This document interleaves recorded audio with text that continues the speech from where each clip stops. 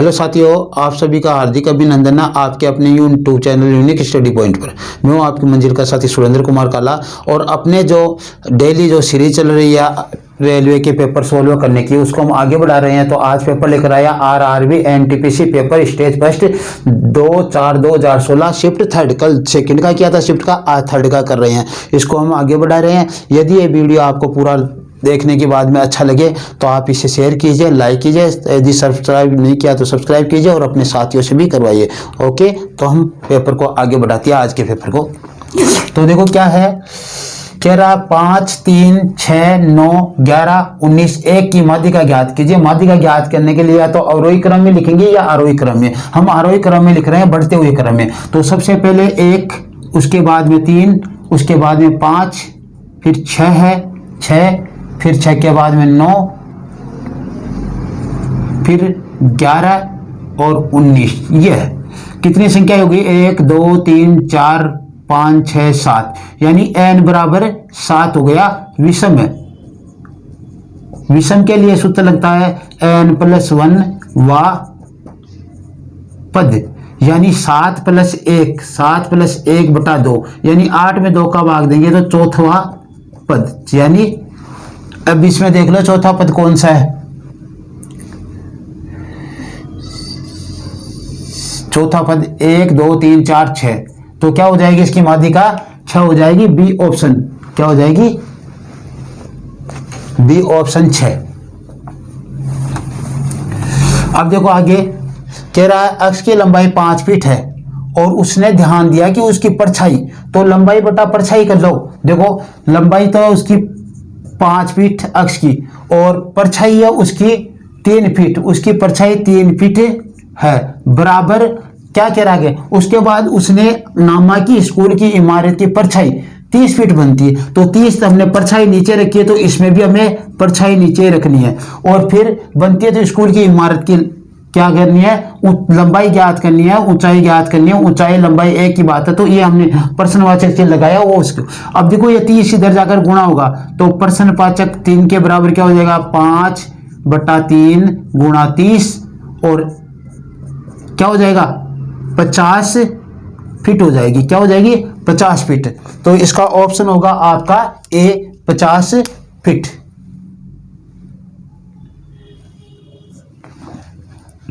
ठीक है, अब हम आगे बढ़ते हैं। देखो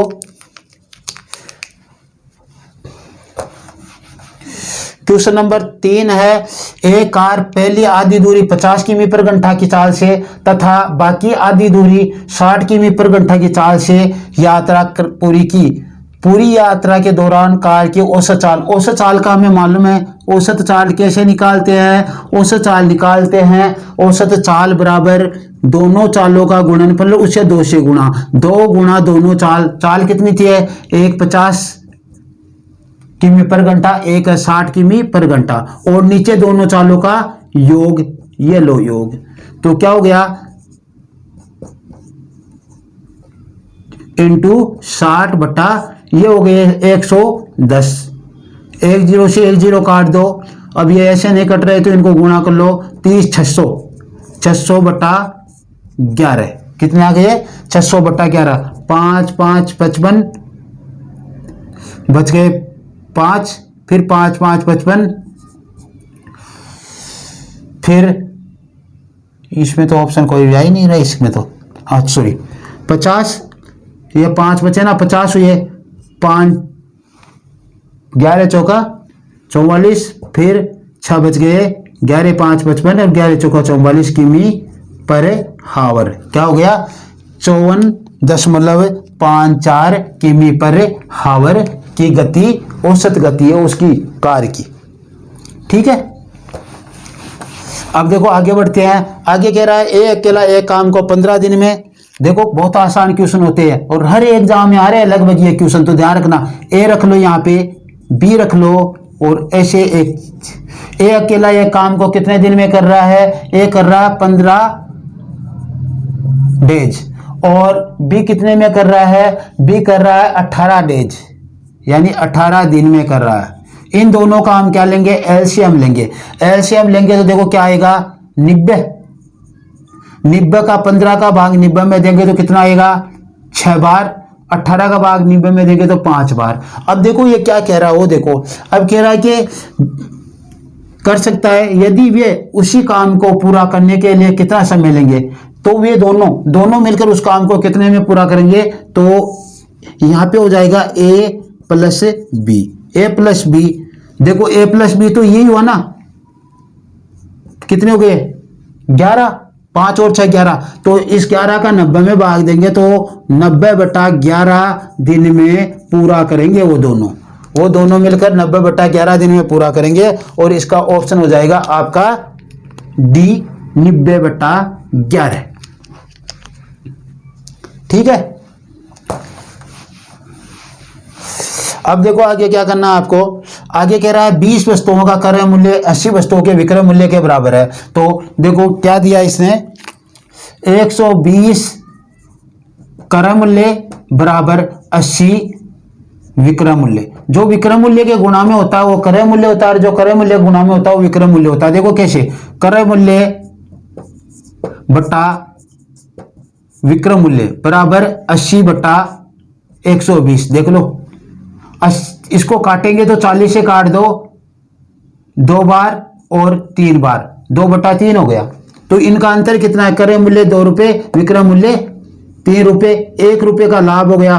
तो लाभ प्रतिशत हम ज्ञात करेंगे, लाभ प्रतिशत बराबर 1 रुपए का लाभ कितने पर, 2 रुपए पर, इंटू 1/2 भिन्न होती है उसकी भिन्न प्रतिशत बनता है 50%। तो क्या होगा 50% उसे लाभ हुआ, और वो ऑप्शन है आपका सी, ऑप्शन है सी।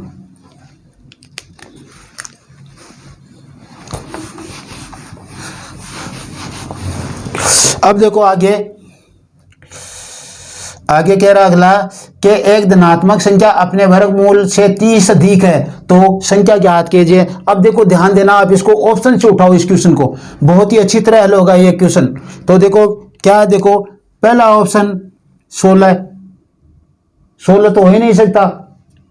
क्यों नहीं हो सकता, ये कह रहे 30 अधिक है अपने वर्गमूल से, तो 16 गलत है। ठीक है, फिर देखो 25 भी गलत है क्योंकि ये भी 30 से कम है, वो तो 30 से अधिक होनी है। अब रही बात 49 और 36 की, तो इसका वर्गमूल लो, देखिए 7 आएगा तो ये तो 42 अधिक हो गई, 42 अधिक हो गई। इसको देखो 36 का वर्गमूल लेंगे, 36 का वर्गमूल 6 आएगा, तो ये संख्या 36 है, वर्गमूल 6, इनका अंतर कितना है, देखो 30। इसका मतलब ऑप्शन होगा इसका बी 36। आपको देखने की आवश्यकता ही नहीं, ऐसे क्वेश्चन आपको देखते ही हल करने हैं। यह देख लो, ऑप्शन से काफी अच्छी तरीके से ये क्वेश्चन होते हैं।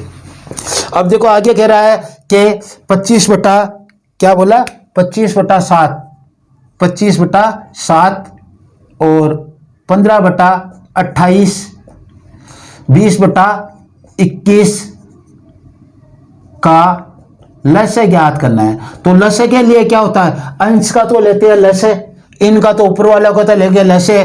तो देखो कितने हो गई है, 75 में 300 आते हैं, 300 में इसका भी भाग चला जाएगा, इसका भी चला जाएगा, तो ऊपर तो आ जाएगा 300, और नीचे लेना है मस्य, नीचे वाली संख्याओं का मस्य। लस्य निकालते तो ऊपर वाली का लस्य, नीचे वाली का मस्य, मस्य निकालते तो ऊपर वाली का मस्य, नीचे वाले का लस्य। इसका मस्य क्या हो जाएगा, 7 ही हो जाएगा। तो 300/7, नीचे वाली का ऊपर वाली का तो क्या लिया, लस है, और नीचे वाली का लिया मैस है, बस यही किया।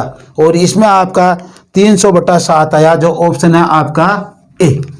क्या है, ए ऑप्शन है। अब देखो आगे अपना एक समान बॉक्स के आयाम 80, 60, 40 सेमी है, तो बॉक्स को ढकने के लिए कपड़ा कितने वर्ग सेमी कपड़े की आवश्यकता होगी। तो हमें तो इसका संपूर्ण पृष्ठीय क्षेत्रफल निकालना पड़ेगा। ये घनाभाकार है तो घनाभ का संपूर्ण पृष्ठीय क्षेत्रफल होता है, देखो 2 इंटू लंबाई इंटू चौड़ाई 80 इंटू 60 प्लस चौड़ाई इंटू ऊंचाई 60 इंटू 40 प्लस ऊंचाई इंटू लंबाई 40 इंटू 80, 2 गुणा, देखो ये हो गया 4800, ये हो गया 2400, ये हो गए 3200, इन सबको जोड़ लो, 2 से गुणा कर दो। जोड़ेंगे तो देखो 2 जीरो 2 जीरो आ गए, 6 14 के 4 4 6 और 10, यानी 20,800 हो गए गुणा करने पर वर्ग सेंटीमीटर। 20,800 वर्ग सेंटीमीटर ऑप्शन हो गया आपका बी। कौन सा ऑप्शन है? बी ऑप्शन हो गया। अब आगे के क्वेश्चन पे बढ़ते हैं हम। ए और बी की आय का अनुपात 3:2 और उनके व्यय का क्रम से 14,000 और 1,000 है, 10,000 है। यदि ए की बचत 4,000 हो तो बी की बचत ज्ञात कीजिए। अब देखो ए की आय, ए के लिए करते हैं। देखो ए को ऐसे अक्ष मान लेते हैं। मान लो यहाँ पे इनके बीच में क्या अक्ष है? ए की आय 3 अक्ष है और बी की आय 2 अक्ष हो गई। ठीक है, फिर क्या कह रहा है? देखो आय व्यय घटाएंगे, इसमें से व्यय घटाएंगे कितने? इसमें से तो 14,000 घटाएंगे और इसमें से 10,000 व्यय को आप घटा दो, बराबर क्या बोल रहा है अगला? कि इसकी 4,000 है। क्या कह रहा है? कि एक की बचत 4,000 है, यानी इसके बराबर 4,000 है। देखो इसके बराबर क्या है? 4,000 है इसके बराबर।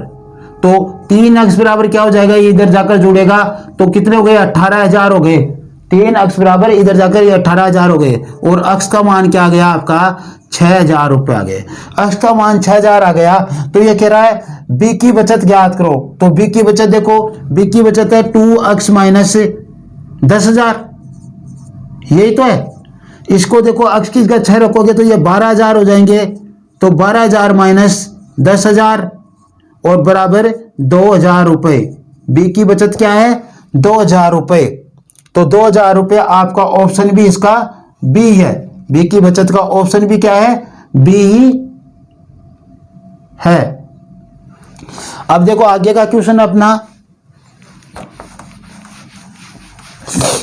कह रहा है कि दो संख्याओं का लस है 210 और मस है 35 है, तो एक संख्या 105 है, तो दूसरी संख्या ज्ञात करो। दूसरी संख्या बराबर सीधा कल भी किया था हमने। दूसरी संख्या या पहली संख्या ज्ञात करना हो तो लस है गुणा मस है। लस है 210, लस है 210 इंटू मस है 35 बटा एक संख्या है 105। 105 दूना 210, 35 से 2 को गुणा करने पर 70। क्या हो जाएगा? इसका भी ऑप्शन है बी 70। अब आगे कह रहा है इसका बहुलक ज्ञात करो। जो संख्या ज्यादा बार होगी वही बहुलक होगा।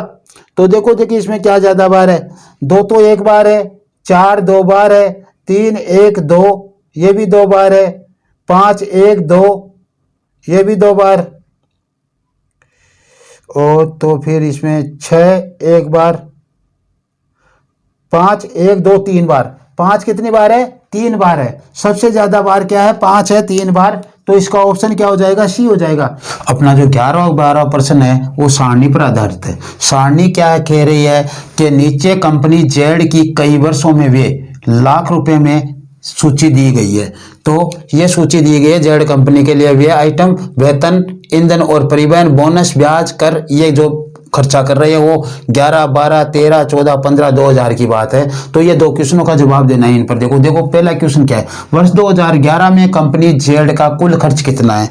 वर्ष 2011 में कंपनी जेड का कुल खर्च कितना है? तो ये 2011 रहा, ये पूरा जोड़ना है। 412 प्लस 227 प्लस 15 प्लस 133.4 और प्लस 98, ये जोड़ना है। तो इनको जोड़ेंगे तो देखो क्या आएगा? 8, पहले तो 0.4 आ गया ये, फिर 8 11 और 16 16 23 23 25, फिर 9 12 और 2 14 15 17 18 के 8 हासिल 1 1 और 1 2 4 और 8 885.4 लाख रुपए। 885.4 लाख रुपए है वही अपना जवाब है, तो वो जवाब है अपना सी। क्या है? सी। अब हम आगे बढ़ते हैं। क्वेश्चन नंबर 12 है, वर्ष 2012 में वेतन पर खर्च का कितना प्रतिशत ईंधन और परिवहन पर खर्च हुआ? तो 2012 में, 2012 की बात कर रहा है। वेतन पर खर्च, वेतन पर तो है 557 बटा ईंधन और परिवहन पर खर्च है 233 इंटू 100, ये हुआ। अब इसको भाग दे लो, भाग दे लो, तो आपके ये भाग देने पर जो आएगा वो देखो करते हैं अभी। 23,300 बटा 557, 557 दूना 4 बार चला जाएगा ये, 4 बार में 28, 20 और 22, 20 और 22, हाँ 22 और 28 4 बार, तो 2228 जाएंगे 2330 में से, 2330 माइनस 2228, 2 0 1, 102 बचेंगे। 102 के पास जब जीरो उतारेंगे तो 1020, 1020 में ये लगभग जाएगा, 2 बार चला जाएगा क्या?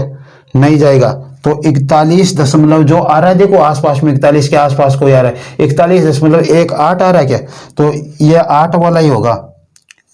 557, 3, 11 में से गए 6 और 10 में से ये 9 में से गए 4 और 0, ये देखो 9 बार के लगभग गया, तो 10.9, हाँ 8 वाला आएगा, 8 वाला आएगा आपका 41.8, लगभग 41.8 हो जाएगा, जो 9 या 8 लगभग, तो यह आपका ए हो जाएगा 41.8।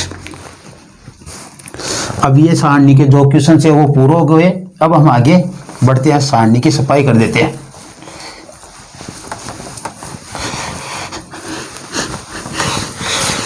आगे है 2 अंकों की एक संख्या के अंकों का योग, x प्लस वाई बराबर आपका 10 है, और यदि अंकों को बदल दिया जाए यानी x माइनस वाई बराबर कितना अंतर आता है? 54 अंतर आता है, तो 54 बटा 9 बराबर 6। इसको y से y को काटेंगे तो 2x बराबर कितना हो जाएगा? 16 हो जाएगा, और x का मान क्या आ जाएगा? 8। x का मान 8 यहाँ पे रखोगे तो y का मान आपके पास आ जाएगा 2, ये 8 इधर आकर घट जाएंगे, तो y का मान क्या आ गया? 2। तो वह संख्या क्या हो जाएगी? वह संख्या तो हो जाएगी आपकी 82। वह संख्या तो क्या हो जाएगी? 82। 9 चौक 36, 16, हाँ 82। ये क्या कह रहा हो? देखो नई संख्या ज्ञात करो, कमी हो जाती है तो नई संख्या, इसको बदल दो, अंकों को बदलोगे तो 28 हो जाएगी, तो नई संख्या आपकी क्या हो जाएगी? 28 हो जाएगी नई संख्या, और वो ऑप्शन है आपका बी।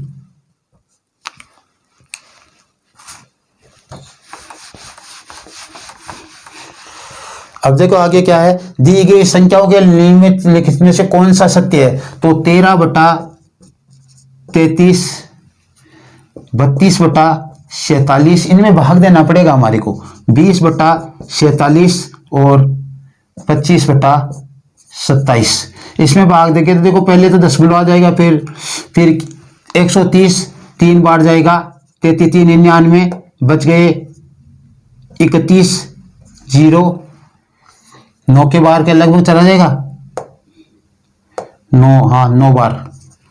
और यहाँ पे देखो, यहाँ पे भी पहले दशमलव आएगा और यहाँ पे 20 हो जाएंगे, 6 बार जाएगा ये, 6 बार 6 7 42 और 24 और 4 28, बचेंगे 8 और 11 में से गए 3, ये लगभग 8 बार के लगभग चला जाएगा लमसम, हाँ 8 चौक 32 लगभग ही निकालना हमारे को। देखो यहाँ पे भी वो 0 दशमलव आ जाएगा, 200 में 47 का भाग 3 बार जाएगा, तो 3 बार नहीं 4 बार चला जाएगा, 4 बार, जब 4 बार जाएगा तो ये आएगा 12 घटेंगे तो 188, 12 घटेंगे तो 188, 188 घटेंगे तो यहाँ पे 12 बचेंगे, और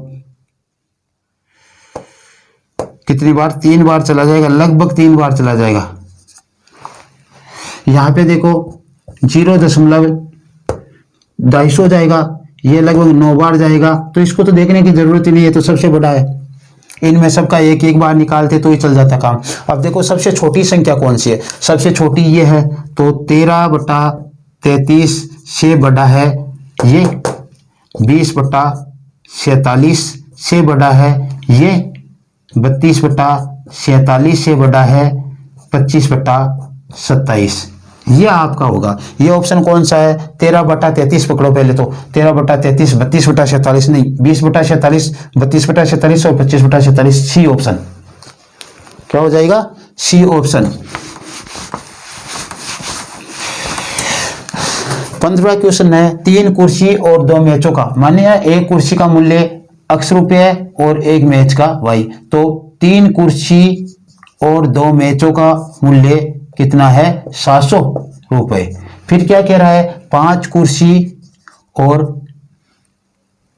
3 मैच का मूल्य है 1100 रुपये। हमें करना क्या है? हमें करना हो, देखो एक कुर्सी और 2 मैच यानी x + 2y का मान हमें ज्ञात करना है। ठीक है, देखो यहाँ पे y को बराबर करो या फिर x को बराबर करो।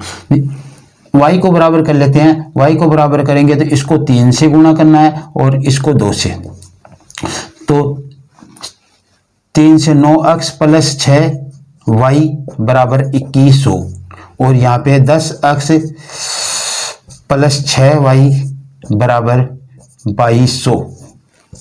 माइनस माइनस माइनस ये तो कट गए, -x आएगा और -x के बराबर माइनस के 100 आएंगे, यानी x का मान कितना आ गया?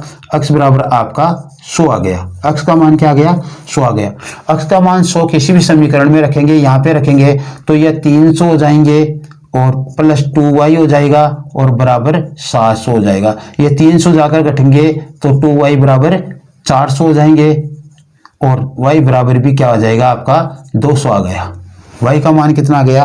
200, y बराबर 200। अब x + 2y का मान हमें निकालना है। x का मान 100 और 2y का मान हो जाएगा 400 बराबर 500। 500 जो ऑप्शन है वो इसका सही है, ऑप्शन सी।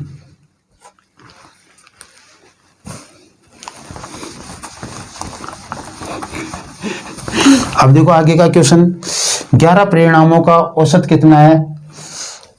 50। तो 11 का 50, 11 का औसत कितना? 50। तो योग कितना हो जाएगा? योग हो गया 550, 11 5 55, 550। फिर कह रहा पहले 6 परिणामों का औसत है आपका 49, तो इनका योग कितना हो जाएगा? इनका योग हो जाएगा 6 घटा दो, 300 में से 6 गए तो 294। फिर क्या कह रहा है? फिर कह रहा है अगले 6 परिणामों का, यानी पिछले का 6 परिणामों का औसत है 52, तो इसका कितना हो जाएगा योग? 312। इन दोनों को जोड़ेंगे, इन दोनों को जोड़ेंगे तो देखो 6, 10 का 0 और 606। ये कह रहा है इसका और इसका टोटल 606 हो जाएगा, इसका है 550, यानी 11 का तो है 550, इसमें पहले 6, इसमें बाद के 6 का आ गया, यानी जो 6वें नंबर पर जो संख्या थी, देखो 1 से लेकर 11 तक जो हम मान लिखे 5, 6, 7, 8, 9, 10, 11, ये कह रहा पहले 6 का परिणाम, इनका औसत, इनके पूरे का औसत तो कितना था? 50 था, जिनका योग 550 आ गया, लेकिन पहले 6 का औसत इसने बताया 49। ये देखो, फिर अंतिम 6 तो ये बच गया, अंतिम 6 तो ये बच गया, तो इसका बताया इसने 52। ये 6 देखो 2 बार आ गया, इधर भी आ गया, इधर भी आ गया, इसलिए इन दोनों के टोटल में से ये घटाएंगे तो ये 6वीं संख्या आ जाएगी, और 6वीं संख्या का औसत ही ये पूछ रहा है, तो 606 में से ये 550 आप घटा दो, 56 आ जाएगी 6वीं संख्या। क्या आ जाएगी? 56। औसत भी उसका 56 ही होगा फिर, क्योंकि एक ही संख्या है तो एक का भाग देंगे तो औसत भी वही होगा, तो क्या आएगा? 56। अब देखो आगे क्या है, एक 10 मीटर लंबी सीढ़ी, ये लो 10 मीटर ये लो लंबी सीढ़ी है, 10 मीटर लंबी सीढ़ी है, ये 10 मीटर है, और कह रहा है 10 मीटर लंबी सीढ़ी दीवार जमीन पर खड़ी है, दीवार एक दीवार के साथ पर टिकी है, यह जमीन के साथ 60 डिग्री का कोण बनाती है, यह वर्ग बनाती है 60 डिग्री का कोण। तो ये तो हो गया लंब, ये तो कर्ण, ये आधार, ये लंब। अब पूछ क्या रहा है, वो कह रहा है दीवार और सीढ़ी के पैरों के बीच की दूरी है, आधार पूछ रहा है। आधार और कर्ण कोस में आता है, तो कोस 60 डिग्री बराबर आधार है, आधार हमें ज्ञात करना है, और यह 10। कोस 60 डिग्री का मान 1/2 होता है, और यह 10 इधर आकर गुणा होगा, तो 2 से 2 काट, 5 बार कट जाएगा 10, तो ये हो गया आपका 5 मीटर। क्या हो जाएगा? 5 मीटर। तो इसका क्या होगा आपके पास 5 मीटर, कोई ऑप्शन में दिया गया क्या? 5 मीटर, पहला ऑप्शन ये है आपका ए, 5 मीटर। 18वां क्वेश्चन, 40,000 रुपए का 2 वर्ष 20% चक्रवृद्धि ब्याज की दर से कितना हो जाएगा? 2 वर्ष में 40,000 रुपये, तो ये तो 40,000 रुपये, और ये 20% का मतलब है 6/5, तो ये लो 6/5 गुणा 6/5, 2 बार गुणा कर दो, और ये 8 बार कर दिया, 8 पंजे 40, 8,000 आ गए। फिर इस 5 से काटेंगे तो ये 16 बार कट जाएंगे, तो ये 1600 आ गए। तो ये हो गया आपका 1600 गुणा 36, 16 की 6 में 9, 16 × 48, 9 57, 57,600 रुपये जो आ रहे हैं आपके, वो आपका ऑप्शन है 57,600 का ऑप्शन आपका सी। अब देखो 19वां क्वेश्चन है, एक ट्रेन 20 सेकंड में एक स्थिर वस्तु को पार करती है, वस्तु की तो कुछ दूरी होती है नहीं। यदि ट्रेन की गति 25 मीटर पर सेकंड हो तो ट्रेन की लंबाई ज्ञात कीजिए। ट्रेन की लंबाई आएगी तो चाल गुणा समय बराबर दूरी आती है, तो ये लो 250 मीटर हो जाएगी। 4 गुणा समय बराबर दूरी, और वो लंबाई ट्रेन की होगी, क्योंकि वस्तु की कोई लंबाई नहीं मानते हम, स्थिर। ये लो 250। पी ने एक वस्तु 400 रुपये में खरीदी, 10% लाभ पर उसे बेच दी। यदि वह उसे 460 रुपये में बेचता तो कितना लाभ होता? तो देखो पहले तो 4,000 रुपये है, एक अंक के बाद मैंने 440 रुपये में 10% लाभ पर उसे बेच दी। वो कह रहा है 460 रुपये में बेचता, 460 रुपये में बेचता तो कितना लाभ होता? यानी 20 रुपये का लाभ होता। तो प्रतिशत में पूछा है, तो 20/400 गुणा 100, 1 0 से 1 0, और ये गया 20 बार, और ये 5 बार, 5% लाभ होता उसे, और ये ऑप्शन आपका ए। 21वां क्वेश्चन करेंगे। देखो मैं डायरेक्ट करता हूं, 5 दूनी 10 और 9 3 27, 10 और 27 37 बटा 9 पंजे 45, और इसमें भाग देना है किसका? इसका। तो ये क्या है? 5 दूनी 10, 9 दूनी 18, 28 बटा वो भी 9 पंजे 45, 5 से 5 को काट दो, तो ये हो गया आपका 37/28, और 37/28 जो ऑप्शन है आपका वो देख लो ए ऑप्शन है, तो वो ये आपका ऑप्शन ए ही हो जाएगा 37/28। फिर देखो आगे अपना 22वां क्वेश्चन है, कह रहा P 713 11 से विभाजित है, तो P की जगह सबसे छोटी प्राकृत संख्या कौन सी आएगी कि ये 11 से विभाजित होता है? P का मान क्या होगा? तो देखो P + 1 बराबर 7 + 3, P + 1 बराबर 10, और P बराबर कितना हो गया? 9। तो क्या होगी वो छोटी से छोटी संख्या? 9 होगी। तब जाकर इसमें यदि यहाँ पे 9 रखेंगे P की जगह, तब जाकर इसका मान क्या होगा? ये 11 से पूर्णतः विभाजित होगी, तो इसका ऑप्शन डी होगा।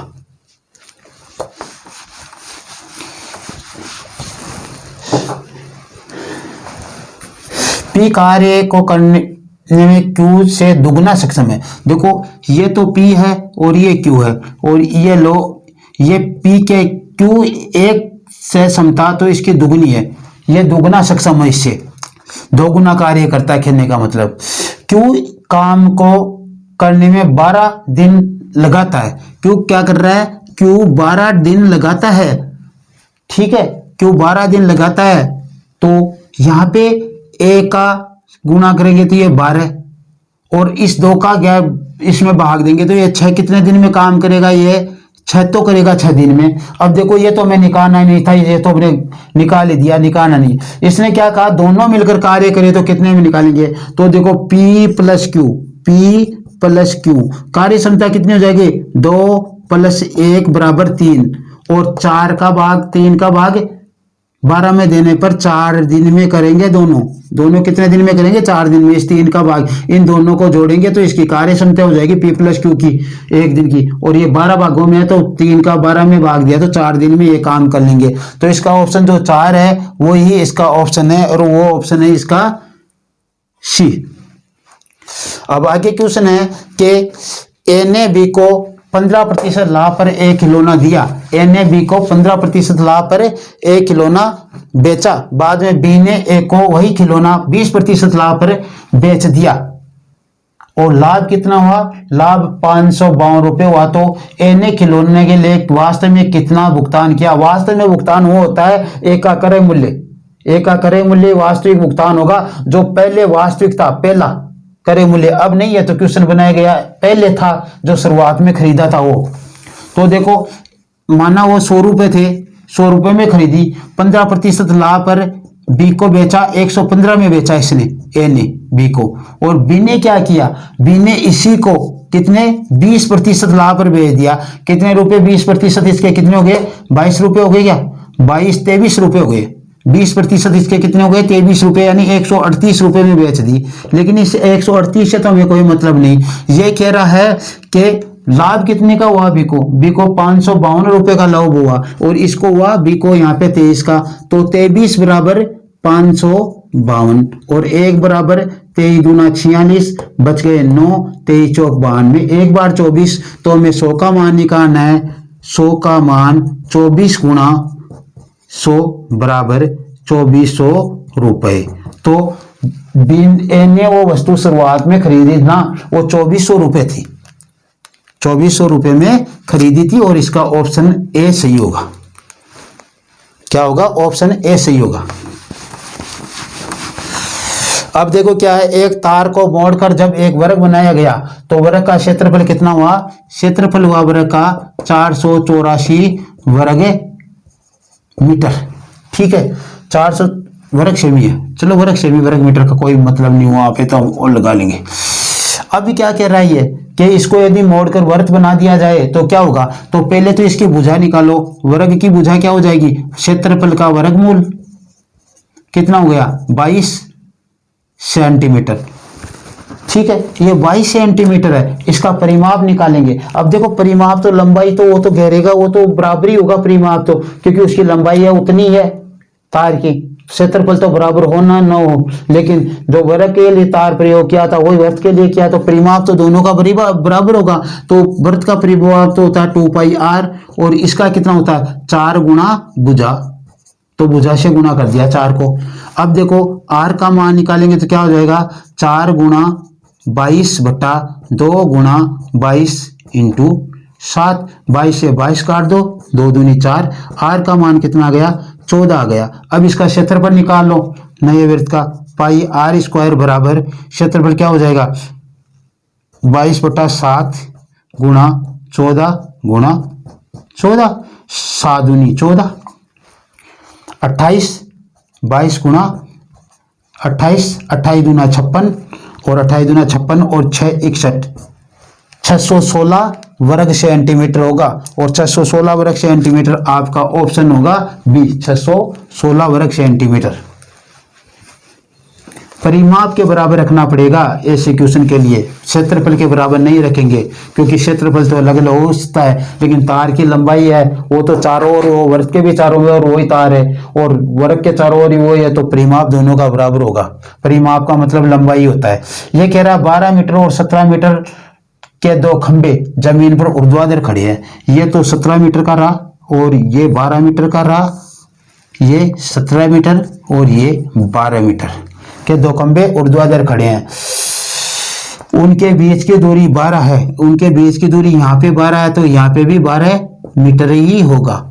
तो उनके ऊपरी शीर्षों के मध्य की दूरी ज्ञात करनी है। ये दूरी हमें ज्ञात करनी है, यहाँ से लेकर यहाँ तक की है। ठीक है, ये 12 है, ये देखो 17 में से 12 कहे तो 5, तो 5 12 13, यह यहाँ पे समकोण बन गया, समकोण त्रिभुज। तो 5 12 13, तो उसका मान क्या हो जाएगा? 13, और वो ऑप्शन होगा आपका सी, 13 मीटर। 5 12 13 होता ना समकोण त्रिभुज की भुजाओं के लिए। अब देखो क्या है, यदि 3 संख्याएं किस अनुपात में है, 3 संख्याएं आपके 1:3:5 में है और उनका योग है 10,800, यानी 4 8 और 9, 9 बराबर 10,800 है।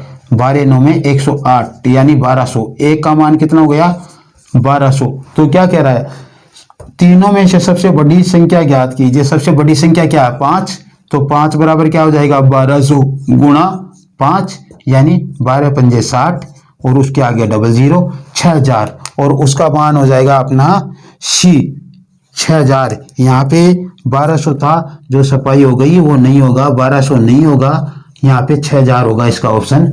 तो आज के वीडियो में इतना ही। यदि ये वीडियो आपको पसंद आया हो तो आप इसे शेयर कीजिए, लाइक कीजिए, खुद भी सब्सक्राइब कीजिए और साथ वालों से भी सब्सक्राइब करवाइए। जो भी आपकी किसी प्रकार की दिक्कत हो हमारे डिस्क्रिप्शन बॉक्स में जो लिंक दिया गया होता है उसके क्लिक करके आप हमारे को शेयर कर सकते हो जिससे समस्या का समाधान मिल सके। Okay bye, thanks.